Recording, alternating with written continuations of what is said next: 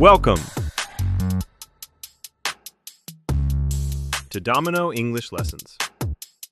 Welcome back to Domino English Lessons, where we learn English through real conversations. In this lesson, you'll learn useful English for shopping while listening to a conversation at a busy shopping mall. Now, let's watch Two Friends Are Shopping at a Mall.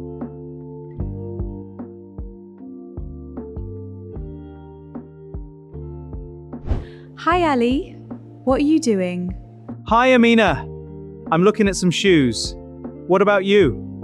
I'm checking the new dresses. This shop is very busy at the moment. I know. I'm also feeling confused. I'm comparing prices at the moment. Are the shoes comfortable?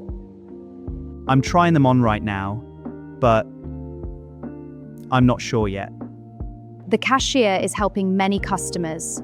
She is working very fast. Yes, and the shop assistants are answering questions at the moment. Nowadays, shopping malls are very crowded on weekends. That's true. Many people are shopping here instead of online right now. I'm still looking for a gift for my sister. Let's go to the next shop. They are selling nice bags at the moment.